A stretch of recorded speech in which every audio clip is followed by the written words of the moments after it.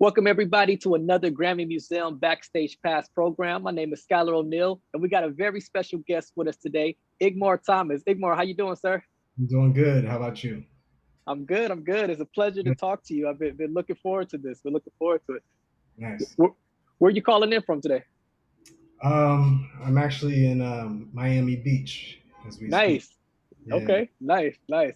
I love it. Love it, man. Well, look, it's so much to talk about. I know we got a limited time, so I'm gonna try to get out as many questions as I could. But I wanted to start really. I mean, you've accomplished so much in your music career. And my first question I wanted to ask is, where did the love or the passion for music first start with you? Was this something that you were pushed into as you were younger, or where did that first love for music come from for you? Well, I did not grow up in a household full of musicians, but my parents and my father they played a lot of music around the house, and same thing with all of my extended family. So I grew up with it that way, and then all of my friends, and then also seeing my older friends start playing instruments. So that was like the beginning. That's really where my love for it is. And then later I found out we wanted to have like two or three musicians in the family, but Mm. that's really how I just got in. Like my family just loves listening, so I actually participate. Well, what was some of the music that was being played in the house when you were growing up? Everything, everything. It ranged from like any type of R&B to Fela Kuti to hip hop to uh, Latin music to some reggae to like pop. If you're talking about Michael, you know, Wow, yeah. you know, it's just like a bunch of oldies, a bunch of Motown, the OJ's, the Whisperers, like just like a really, really like vast array of, I guess you could say, black music for better terms, I Yeah. guess. No, no, yeah, definitely, definitely. Now it's one thing to have like the passion for music and the love for it, but then, I always talk about that switch where you say, okay, this is a love. Now I want to turn this into an actual career, pursue this as something that I can do, to support myself. For you, what was that moment where it changed from just a passion, not just a passion, but just something you were doing to an actual career that you started to pursue? Um, it was probably my senior year in high school is when that happened for me.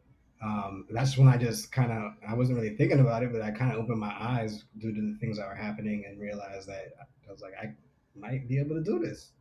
Mm. It was just like when I got into playing instruments, I was a kid.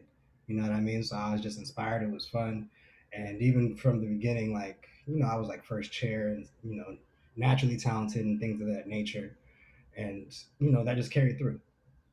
I practiced, and that just carried me through. And then senior year, I was in like the all San. I'm from California, so I was in like this all San Diego big band. Went to the Lionel Hampton Jazz Festival, and long story short, like I met Al Gray, the legendary Count Basie trombonist, played with everybody, and I've been playing jazz for like less than a year or maybe a year, and it just ended up that all my peers pushed me on stage to jam with him because he was inviting people on stage. So I got on stage in front of like 1,000 people. Never did that before, Wow. and ended up calling. I'm a beginner, but like you expect the blues. I ended up calling like I Remember Clifford, which is like a kind of, I guess you could say, a little more obscure. Not everybody knows it, especially to play it. So we played it, and then everybody's like, it went crazy. And it was just like a fabulous weekend. He introduced me to Lionel Hampton, and as soon as I met Lionel, he was on his throne, and it was like this aura, around him. And mind you, I'm a kid and I'm backstage now. I'm like, oh shit. Like I'm seeing all these, like I met Roy Hargrove and like all these amazing musicians. I met Christian Bride and Russell Malone and uh, just a bunch of really great jazz musicians. And basically, Lionel, when I met him, he was just like, "Yeah, Al told me all about you. Keep it going, and I want to give you a full scholarship to my school." He had a school, and yeah, we were just talking, and he invited me to come sit in with his big band. So I did that in Wow. front of like I don't know how many thousands of people, which I never did before at that point, and I was trading with like legends. My very first time playing rhythm changes. I never even played rhythm changes, so they just threw me up there, and I'm trading and I'm playing solos, and everybody goes crazy. So Wow. that weekend opened my eyes in that respect. And then I returned home, and you know, on the other side, like I was supposed to get picked up in a van from by my parents, and they didn't show up because they actually ended up in a really terrible car accident on the way to Oh, pick up. wow. They were picking me up and like several of the band members, so we're all just there waiting. Yeah. So eventually, like I think she sent to one of her friends, a lady I never met. Um, I just made eye contact with her, and she was like Igmar, and then she explained, and I got a ride from her, and other people got taken care of. Long story short, like that grew me up really quickly, and I had to go to college in a couple months. So that was, Wow. to make a long story long, that Yeah. high followed by that low of, I'm an independent person, but like, like I was driving my dad to the hospital and I didn't have a license. So like 2 weeks later, I get my Wow. license, and then like, I was trying to help out around the house and take care of people, and then, you know, I wasn't really thinking about college, and then that was like my whole independence and like what am I gonna do? And I have these scholarships, and I like it, so I went with that. I got a That's, man. scholarship. No, Yeah, that's powerful. That's powerful. And if it's okay for me to ask, did they make it out okay after? they're great. Yeah. I saw Yeah. them. What was it? 2 weeks ago now. I was in Los Angeles and San Diego. Yep. That's powerful. That's powerful, man. I definitely appreciate you, sharing that story. You mentioned that growing up they were playing so many different styles of music, and but jazz is what really seemed to capture your ear. What was it about jazz music that made you dive deeper into that? Um, just hearing it all the time. I know I didn't even mention that. That's weird, but yeah, that was one of the predominant things that was being played, and that was my father. My mother Mm, doesn't really dive deeply into it, but she'll listen. But it was all him, and he played all the time, and that was my exposure and my influence, you know. And once I started playing, eventually I started borrowing. I was already borrowing some records, but then I started borrowing jazz records, and he noticed, and he heard me practicing certain songs, and he'll come out and be like, "Yo, that's Charlie Parker," stuff like. so you mentioned getting the scholarship. You went to going to Berkeley, right? That was my second school. I went to Lionel Like School. Lionel Yeah, School first. Lionel gave you the scholarship, and then you also went to Berkeley as well yeah, too. Yeah. yeah. Long story short, like that whole thing happened pretty much the end of senior year, and I didn't have a plan. Everybody was like accepted and know where they're going and all that, and I didn't have a plan. That was like around February, March of senior year. So Lionel said that to me, and I was just like, not like that. It meant everything to me, but like Yeah. Yeah. his, I wasn't thinking about going to that school. I never even heard of that school. You Right. know, Right. So I was just like, I don't know. You know what I mean? I was just like, I don't know. I'm a kid, like, and then that band I was in, basically, he had to connect with UNT, University of North Texas, prominent school. So I thought about that. I thought about Berkeley. I applied to Berkeley. I didn't complete the financial information, so I ended up last minute choosing to go to Lionel School, which was University of Idaho. Wow. So that was a little culture shock, a little bit. Yeah. Coming from California, I can bet. Yeah, I never lived in snow. Like I saw snow one time before that, but I never. That was my whole little culture shock grow up So, year. now you are already naturally talented with the music. What did the schooling do for you? Because you hear a lot of musicians talk about people who are self-taught, and then also different things that you can get from actually going to school. For you, what did going to school do for your playing? Yeah, yeah. Shout out to all my teachers and mentors in San Diego, Gilbert Castellanos, Dan Terry, Kamal Kanyata. Those guys taught me a lot prior to school. I didn't learn anything, and like in beginning band, middle school, and high school, I was in the band, and I would at times, not disrespectfully, I'd correct the teacher, and they were great. They were great and they inspire me and they're my mentors in other ways. But like when something didn't make sense, like not to be right, I just kind of was trying to make sense of it. And there was a couple times, and I actually substituted for the teacher when I was like in seventh grade and all kinds of stuff. Wow. Crazy stories. Yeah. Anyway, they didn't teach me anything about what I do now. Like I had a lot of voids. I didn't learn a lot of things, especially with theory and how to write music and this that. So like when you have like a certain way, like it. Once you get to college, for most of us, like that's when it opens you up to a lot of other things or just ways of learning. So in college, I got like ear training. Like Mm. I learned records by ear, but then I learned solfege, do, re, mi, so, fa, and all that, the hand signs and music theory. I heard that title before, but like that was important, and that was when I first started doing that, and you know, um, how to write chords. Like I started learning about them, already, but like just like really digging into all of that, like real music technical nerdy type of stuff. No, I love it. I mean, obviously, it paid off for you because you were able to apply that into the things that you're doing now. One of your roles involves your work with the legendary Miss Lorde Hill. Can you talk a little bit about how you guys came together and how you ended up overseeing the band for her group? Yeah, I've always just been a leader, and I just kind of ended up there. Like they needed one, and they asked me to do it, and I actually said no. And then Wow. then I did a 180. Yeah, I definitely turned it down, and then I did a 180. But I first got involved with Miss Hill was 2015, I believe, and it was the Apollo Theater, and she was a part, or she did the whole Nina Simone soundtrack, the documentary, or not? Was it a doc?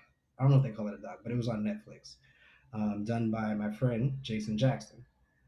And I met Jason through my partner Megan Stabile of Revive Music, and years later, he was doing producing this film on Nina.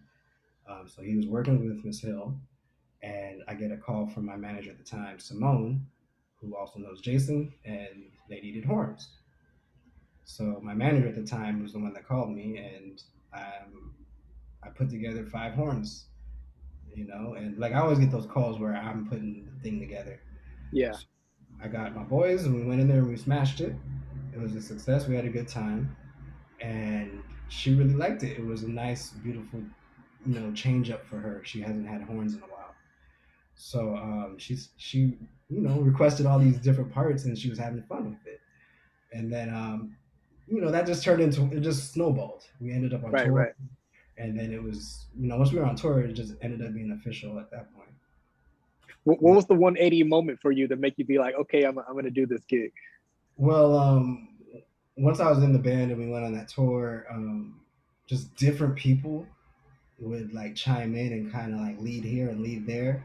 And then, we all try to help and use, everybody's an alpha and everybody's an expert and everybody knows what to do. Everybody's a cook, you know? So Right. Right. that was happening on stage a lot. And then sometimes dysfunction could happen, when there's not somebody saying we got to do this at this time, and then we got to rehearse this and have this ready for this show. And then, when we're in Africa, we got to do it this way, and we're going to do a tribute to this person. Like, no, there's nobody really like laying it down. So that was a problem. Fast forward, I was in the band for like probably a year.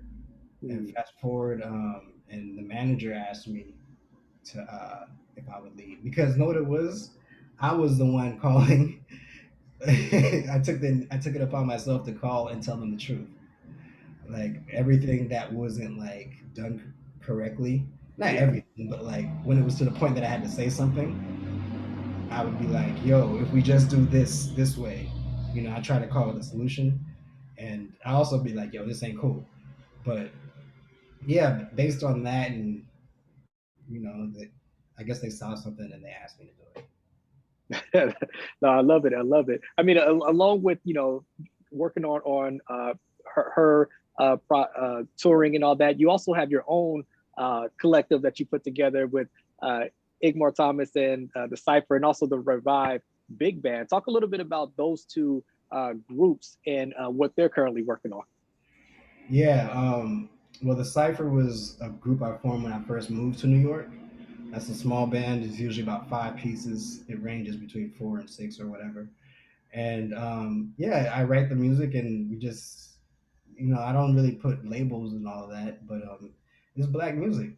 You know what I mean? Like it's a mixture of like you could call it styles of jazz. if you use that word.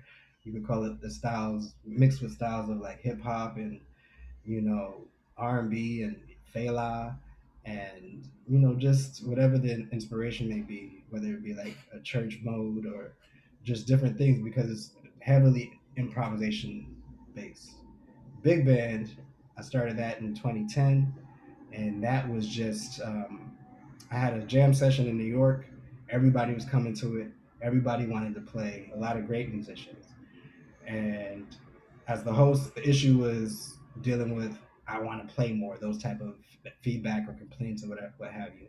Or if like the legend Eric Lewis, I don't know if you know him, but like we call him top professor, or like he's just a ridiculous pianist. He's done everything.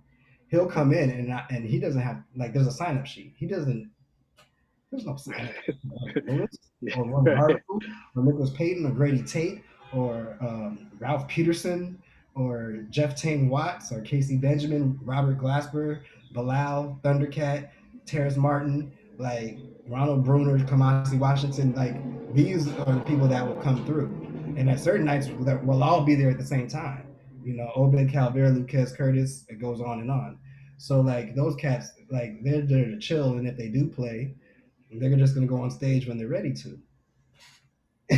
Roy's gonna Right. play when he feels like it, and that's how I like it. Of As the course. host. Yeah. And I might hear somebody like a student at the time be like, why does he get this? I'm like, yo, you have the audacity to talk about why does Eric get to walk on stage? Get out of here. Yeah. Get out of here. And just dealing with that over a period of time, I was like, how can we all play together? Light bulb went off. I was like, big band. That's how most of us start in public school. It's big band. Hmm. So Nicholas Payton came to the session. I was like, light bulb. Nicholas won a Grammy for big bands. We should do it with Nicholas. Now I'm speaking to Miss Megan Stabile at the time, Revive Music. That was my partner. Revive, that grew out of my Berkeley situation. So we do these shows. She produces them. She created That's Her Baby. And I've been basically like musical directing to certain degrees and creatively consulting and contributing in different hats. This time, my idea, asked Nick. Nick agrees. Circumstances change. Nick has to do it as a special guest, and it falls into my lap. I've never written for big band. I did a project at Berkeley one time for 16 bars, and that's it. But it was my idea, so default goes to me. So I step up, I write, and Nicholas has a couple songs he wrote. That show we had Nicholas Payton, we had Talib Kweli, and Somi, and we had these dope tap dancers. We called them the Tap Messengers, and it was a success. There was hundreds of people. They went crazy. Euphoria, a lot of feedback, some articles and reviews, and we got invited to do it again for a second show, and that was I knew Guru. I met him before his death, and he passed away. So we got asked to do the tribute for a New York show. We did it, and every hip hop legend imaginable came through. Primo's in the back smiling. Um, Lord Finesse is in there. We had Craig G on stage. We had Master Ace, Peter Guns, and Drew the Damager, Buckshot. I think Smith and Wesson was there. Like it was just like everybody in the house, and like all these like just having people come through on stage spitting over Yeah. gangsta. Yeah. So I had to arrange Gangstar for my second show, and there was hundreds of people. And by the end of that show, I had Primo with his hand around my shoulder, and Laura Finesse on the other side of me, telling me about the shows, and just grinning ear to ear. I was like, yo, Yeah. That's crazy. I'm like, I don't believe this, like, but like I just, I soaked in the moment, and I was like, stop talking about me. Let's talk about you. Right. Right. Let's talk Yeah. about these 3 decades of history you made, DJ Premier. No, absolutely, absolutely, man. I got a few more questions I want to ask you. I want to tap into your creative process a little bit. I mean, you mentioned not writing, for big bands. Maybe a 16 bar you did back in school. But you're going off to write for the big bands. Of course, you've written for other styles. How do you sit down and compose a record? What is the process for you? Are you having all the pieces in mind at once, or how do you put together the composition? It's like building blocks, you know, or sometimes like Tetris, and it's completely contextual in terms of like it depends on why I'm doing the show. It's such a huge like if we're talking about the big band, right, or like arranging music and composing music. Are you talking about composing in general, or are you talking about those projects that I was just talking We could break it up. One, just we were talking about the Revive big band. Let's talk about the about? Revive writer for them, and then I want to talk about the how you like MD for the arranging shows and things like that. So we'll talk about the Revive big band first, and that creative process of writing for the big band. All right, put that hat on. Yeah. Big band. Um, yeah, I learned the hard way. I didn't, I did graduate from Berkeley. I didn't study that at Berkeley. I didn't study composing and arranging. It's rocket science. Yeah. It is, and I can't. It's also kung fu, and it's infinite. It's music. It's like one of those things where it's creative, so it's infinite. Like you can never know all the music, quote unquote, Jimmy Heath. Nobody knows all the music. You know what I mean? So inspiration is everywhere. I learn from everywhere, and in terms of the context, it depends on why I'm doing the show. So I mentioned all of that to say is that it's such a huge undertaking. It has to be a good reason to do a show. You know what I mean? So in terms of how long and complicated it could be to write, you get better at it and it's less complicated, but it's not like writing for 5 piece band. That's Right. improvisation. That's not the same thing. Um, I would say that like the first show, it was featuring Nicholas, so I kind of wrote for what that show was supposed to look like, and then I wrote for Guru the second show. Third show might have been like it could have been Bilal who performs with us the most, and like it's I do it. That was a whole show for Bilal, so like I'm looking at his music and I'm studying his hits, you know what I mean, and I'm arranging his hits, orchestrating, you know, different things. So like it really depends on that. Now if it's like a free for all, did a show tribute to Wayne Shorter and Freddie Hubbard, one of a kind Freddie Hubbard tune. At the end of it, I remix it. I basically might have took like one motif or one line, and then I just went off into Igmar land at the end of the Mhm. song, and that's just opening up. That can come from the drums. That can come from anywhere, everywhere. That can come from a rhythm I might hear from the horns from cars that reminds me of something, and then it just springboards off of that. Like I never like I don't always have like a whole here's the song, you Right. know. Usually it's like, oh, then this leads to this, and then this. But a lot of times I work backwards. You know what I mean? I work Yeah. Yeah. backwards. So I'll start at the end of the song, literally, and start writing backwards. Sometimes in the middle of composing or the last thing I do is I write the intro, the first thing people hear. You know Wow. what I mean?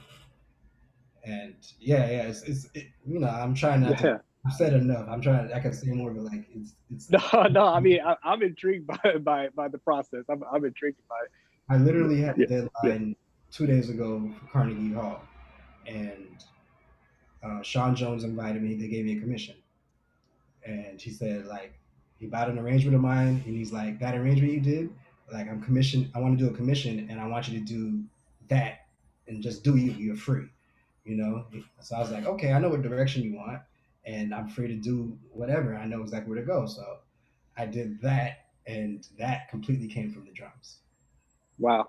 I actually wrote Yeah. out a shitload of drum lines on Sibelius. It's not like Logic or like Ableton or an MPC.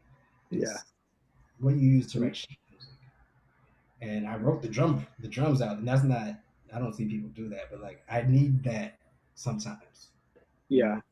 And that was the first thing I did, and I did probably like 7 minutes of that, Wow. and then I wrote a couple parts scattered, and then I probably wrote like another 5 minutes of drums, and then I wrote like any rhythmic, like horns and vocal are different. So like any rhythmic thing that vocalist, rapper, singer, you name it, talk, speech, poet, Malcolm X, like whatever it is, like anything that I might grab onto, I transcribe that shit. And maybe it's literal, like me and the trumpet. I play the trumpet, me and the trumpet, like note for note, pitch for pitch, or rhythm, or whatever it is, and I build off of that. Because Wow. it's something that resonates with me. You know what I mean? And that I went through a lot of scary moments. Not scary, but like when you arrange for a Bilal, you don't know what he's thinking.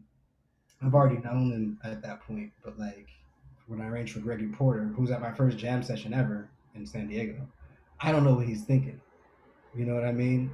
Alice Smith, Dee Bridgewater, like, and it's, you know, you hold them so high. Yeah. So you want to just do your best. It's like, okay, we're doing Reminisce. I'm gonna stick to the record, like the studio record, this much, but like it is a big band. It's gonna sound different, and it is an arrangement, so it should be remixed somewhat.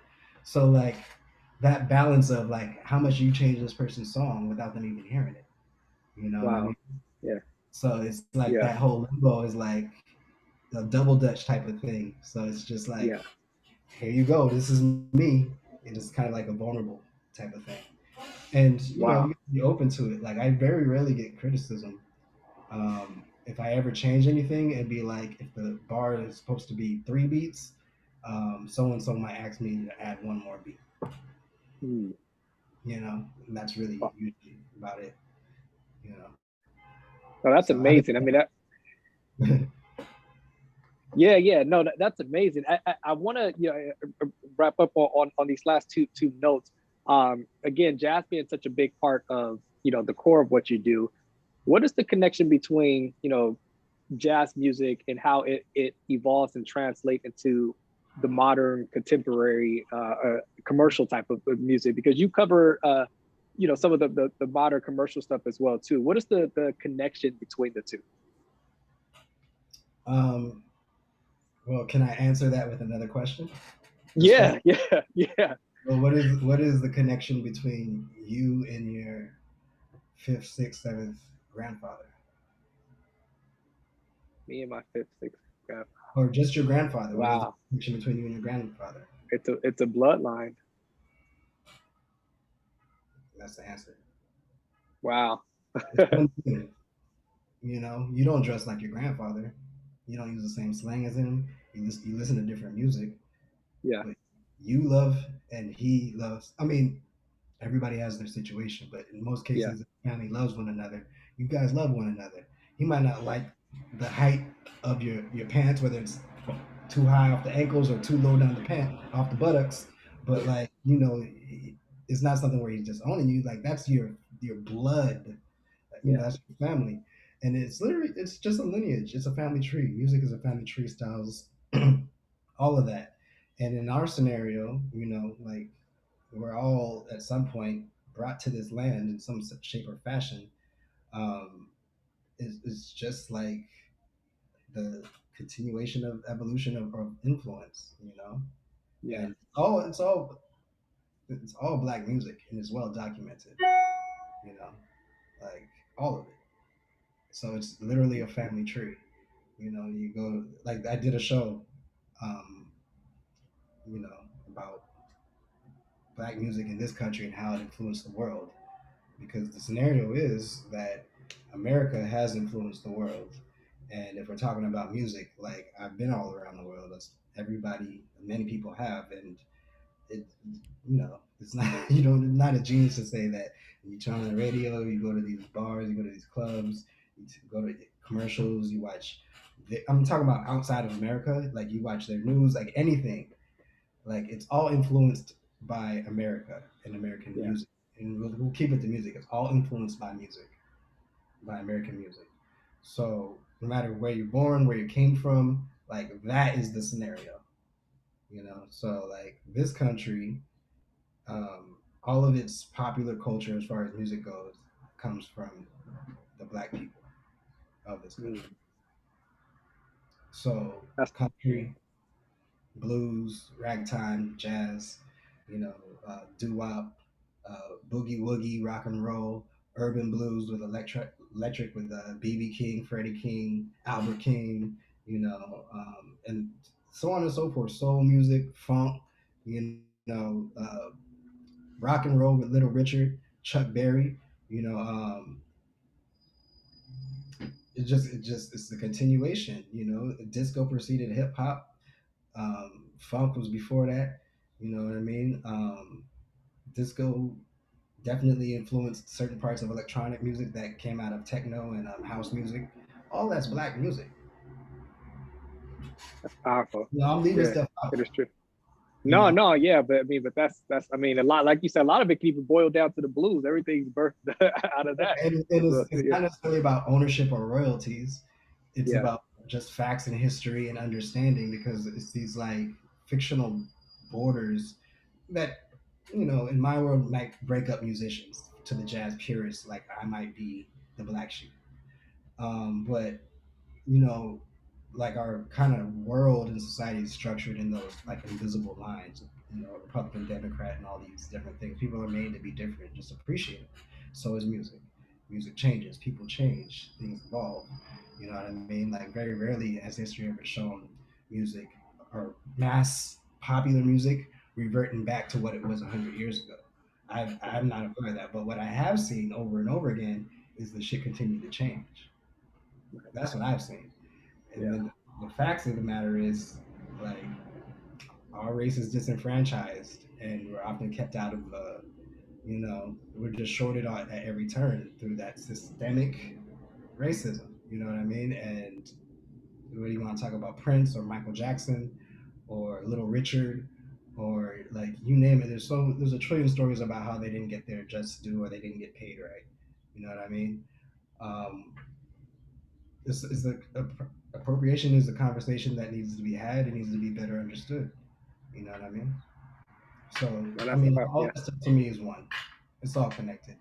And I'm more of a Pan Africanist. So like I said, Latin music, that is black music, 100 billion%. Reggae, black music. And then all the things Africa influenced black music. You go to Japan, anything with a backbeat that was influenced by America.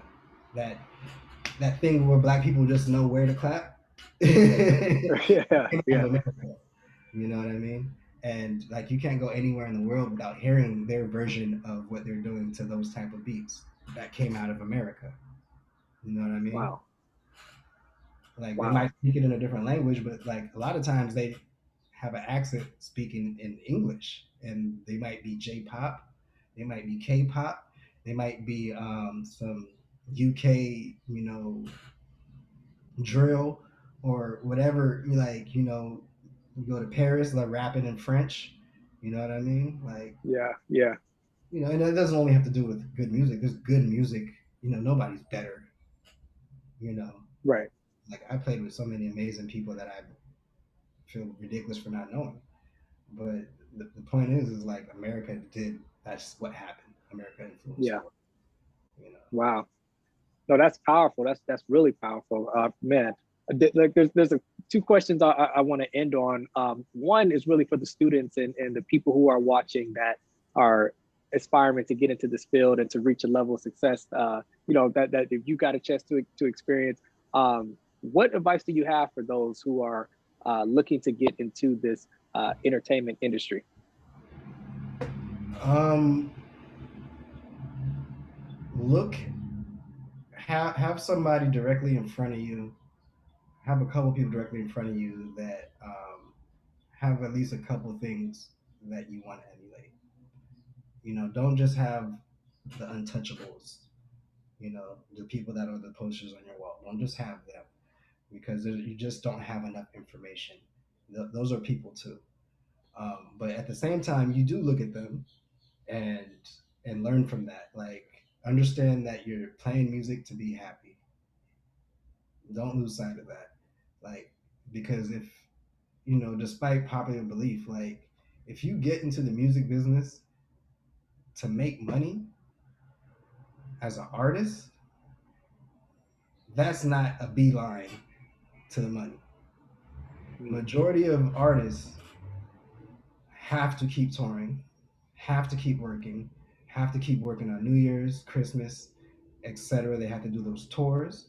I mean, I'm built for tour. I love it, but that doesn't mean I haven't had my moment where I'm like, yo, get me home right now. Right. Yeah. Yeah. And I'm good with touring for a very long time, but I'm gonna have my moments with family, etc. All that to say is like music is supposed to be happiness.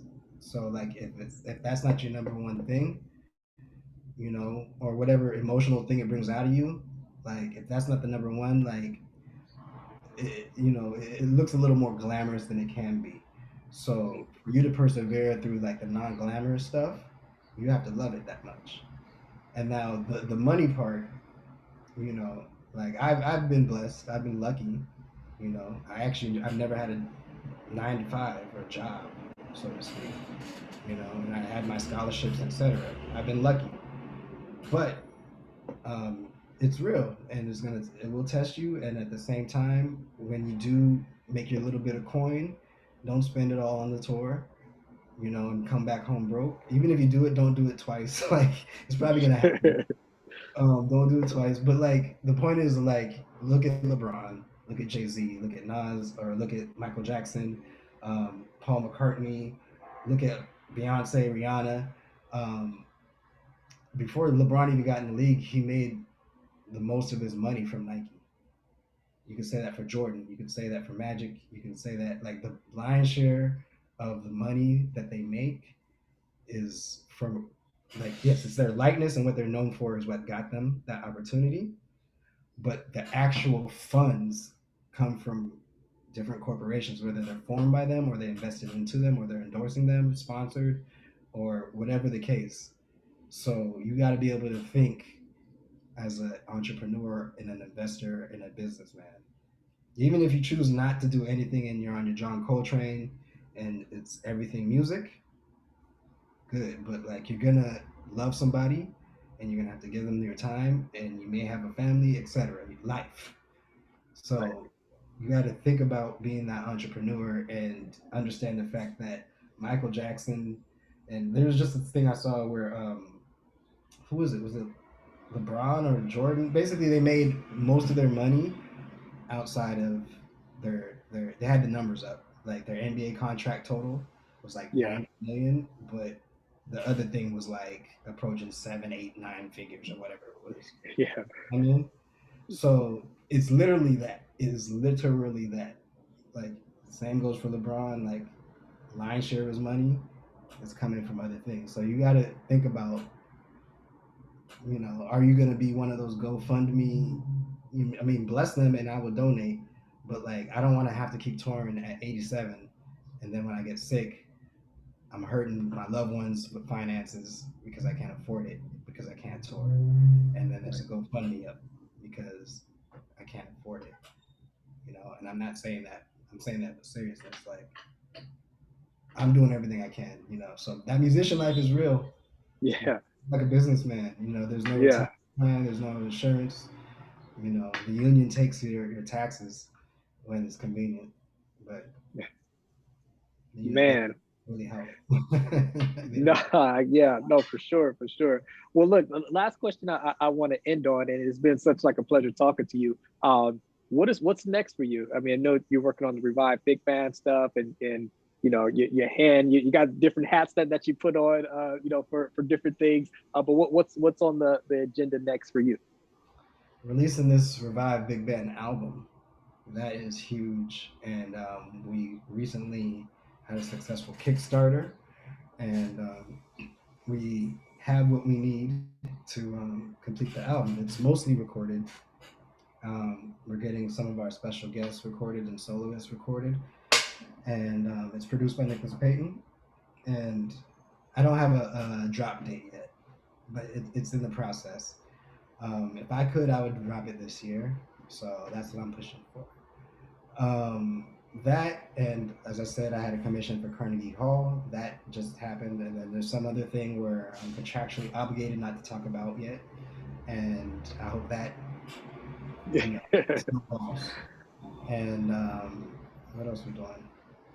I'm doing something else. I don't know. I No, I just came love it. back Love. from LA, actually. Yeah, that was good. we played out there. Man. Well, look, it's been definitely a pleasure talking to you, and we got to for sure, get you back and figure out how we continue to build and have you be a part of some programming that we're doing here. Just love to get more advice from you for our students, but definitely been a pleasure, and we'll look forward to the project when it drops too. So we'll be on the lookout for that. I appreciate it. Awesome, thank you. All right.